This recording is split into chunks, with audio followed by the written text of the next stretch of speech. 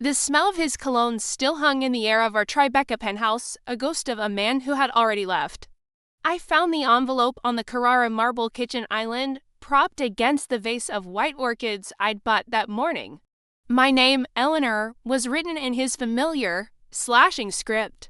Inside was not a love note, but a cease and desist. A legal document from his firm's lawyers, demanding I relinquish any claim to his upcoming bonus, citing a prenuptial agreement I naively signed a decade ago. Paperclipped to it was a handwritten note from my husband, Michael. Eleanor, this is cleaner. I've moved my things to the office for now. We need to talk about the next steps. I'll call you, am cleaner. As if our 10-year marriage was a stain to be removed. The call came an hour later, just as the spring sun was setting over the Hudson, painting our expensive walls in hues of gold and betrayal. Ellie, he began, his voice the smooth baritone that had once spun dreams for me. Now it just spun lies. I think you know things haven't been right between us for a while. I thought we were in a rough patch, Michael. Not at the cliff's edge, it's more than a patch. He took a deep breath, the one he used before delivering bad news to shareholders. I've met someone. She understands the demands of my life. It's Jessica. My assistant, the world tilted. Jessica, 24, relentlessly cheerful, the girl who brought him his double-shot espresso and remembered his mother's birthday. I'd invited her to our Christmas party, given her a bonus from my own account because she'd worked so hard. You're leaving me for your assistant? The word tasted like ash. It's not like that. We've connected on a deeper level. She has ambition, drive. She doesn't just live in the world I've built. She wants to build it with me. The subtext was a knife to the ribs, unlike you. I, who had put my own career in museum curation on hold to manage his social climb, his charities, the flawless facade of his success. And the legal letter, I asked, my voice unnaturally steady. The prenup is clear. Ellie, you'll get the apartment, a modest settlement. But my equity at Luck Capital, my bonuses. That's my work, my risk. It wouldn't be fair for you too. To profit from the empire I'd helped him entertain into existence. I saw it then, the full architecture of his betrayal. He wasn't just leaving me. He was financially annihilating me, ensuring I'd be a modestly comfortable ghost, not a threat. I see, I whispered, I'll send for the rest of my things. Jessica and I are heading to the Hamptons house this weekend. I'd appreciate it if you could be gone. He'd bought the Hamptons house in his name only. An investment property, he'd said. The line went dead. I stood in the silent, sterile perfection of the home I'd curated, holding the phone. The pain was a white-hot brand, but almost instantly, it began to cool and harden into something else, something diamond-sharp and cold. Michael thought he held all the cards, the money, the power, the young, adoring girlfriend, the ironclad prenup. But he'd forgotten one thing. He met me when I was Eleanor Winslow, the quiet art history graduate. But I was born Eleanor van der Linde, and the van der Linde family didn't get mad, they got even. The world knew my grandfather, Henrik van der Linde, as a reclusive Dutch shipping magnate. What they didn't know was that his true genius was in concealment. Our family wealth wasn't in flashy trusts or public portfolios. It was a labyrinth of offshore holdings, silent partnerships, and blind trusts designed to survive wars, recessions, and, as my grandfather rightly put it, the folly of romantic entanglements. On my 25th birthday, a man in an impeccably cut suit had visited me. He was the executor of my independent legacy, a fund separate from my parents' holdings. Your grandfather wanted you to have agency, Ms. van der Linde, he'd said, handing me a secure tablet. No one can touch this, not your parents. Not a husband, only you, and no one needs to know. The sum had been dizzying. I'd logged in once, seen the number with its many zeros, and logged out a little frightened. I wanted to be loved for myself, not my name or my balance sheet. So I'd become Eleanor Locke, the supportive wife. I'd let the fund sit, compounding in silence. Now, I logged back in, the number had grown. It was more than enough to buy the penthouse, the Hamptons house, and every suit in Michael's closet 100 times over. But that wasn't the play, that was retail revenge. I wanted wholesale. I made 2 calls. The first was to my grandfather's executor, Mr. Alden. I'm ready to be active, I said. The second was to my old college roommate, Sophia, now a ruthlessly brilliant financial journalist. Soph, I need everything you have on Lock Capital's investors, their debt structure, and any whispers of instability. And I need you to dig into someone named Jessica Miller. While Sophia got to work, I enacted the modest settlement with Michael's lawyers with gracious defeat. I let him see me as broken, packing my things into plain boxes, moving to a rented apartment in the village. I even let a mutual friend report seeing me crying at a cafe. His victory needed to feel complete. His guard needed to drop. Meanwhile, through a series of shell corporations Alden established, I began a silent campaign. Lock Capital was over-leveraged, chasing risky tech startups to maintain its returns. Michael's golden touch was looking more like fool's gold. I started buying up their debt at a discount on secondary markets. I took small, non-controlling stakes in the startups they were banking on, then used my influence to steer them towards slightly different, competitive technologies. It was a game of millimeters, played over months.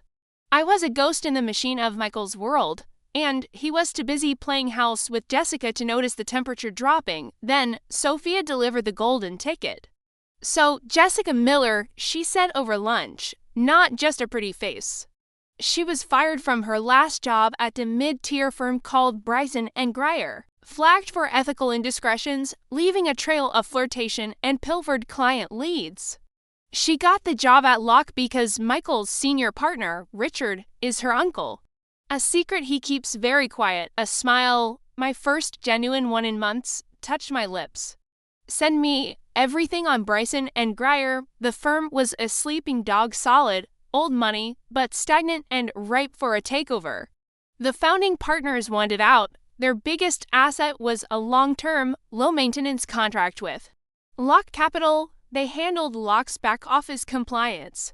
They saw everything. I bought Bryson & Grier, not through a shell, but publicly as Eleanor van der Linde. The business pages noted the return of a reclusive heiress to the fray. Michael, who read only deal memos and golf scores, probably missed it.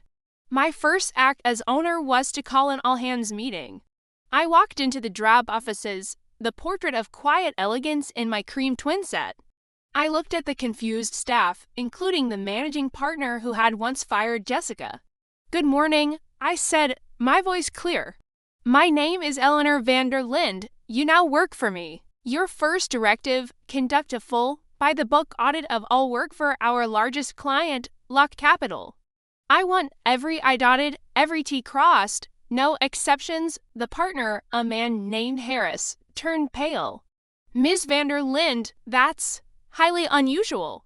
Our relationship with Lock is built on discretion. My relationship with you, I replied softly, is built on your employment. Do the audit. The audit was a scalpel. My instructions were clear. Find nothing illegal, but find everything questionable.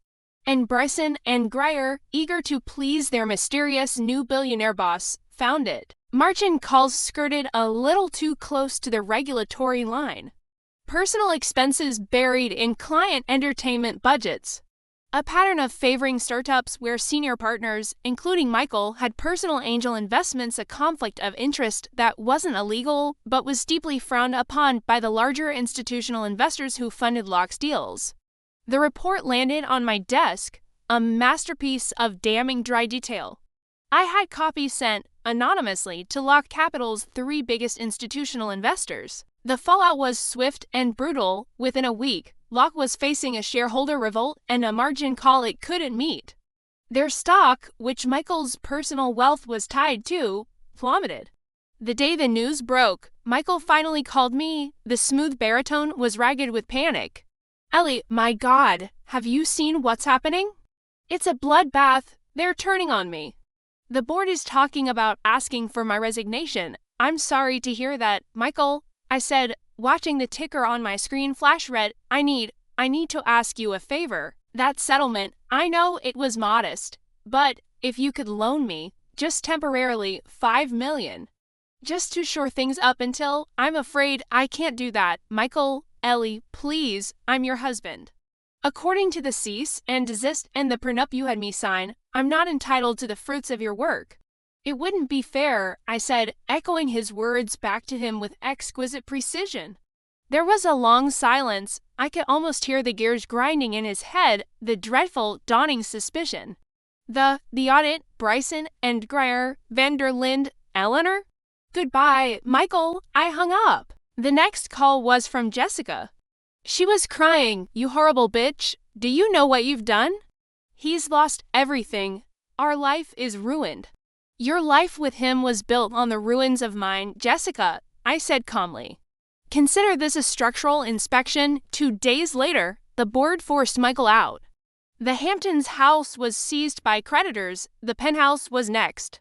I watched from my discreet corporate box as he and Jessica carried cardboard boxes out to a waiting cab, their faces etched in shock and humiliation. The press was there, of course. Sophia had seen to that. A month later, I received a formal offer. Lock Capital's remaining partners, desperate for a cash infusion and a clean slate, were selling the shell of the company. I bought it for pennies on the dollar. My first official day as CEO of Lock Capital, I walked into the corner office that had once been Michael's. I'd had it redecorated. It was serene, elegant, and mine. I called HR. There's one more piece of business, I said, an employee named Jessica Miller. She was never formally terminated after her relationship with the previous CEO. Process her termination effective immediately. For cause, severe ethical breach and nepotism. And ensure it's marked on her record. I sat in the silence of the office. The skyline of the city Michael had wanted to conquer spread out before me. The quiet wife in the twin set was gone. In her place was the woman who owned the boardroom, the company, and the narrative. The revenge was complete. But as I looked out at the city, I realized this wasn't the end, it was the beginning. I had a company to rebuild, not as a monument to one man's ego, but as something lasting, something real. And for the first time in a decade, the future was entirely, thrillingly my own.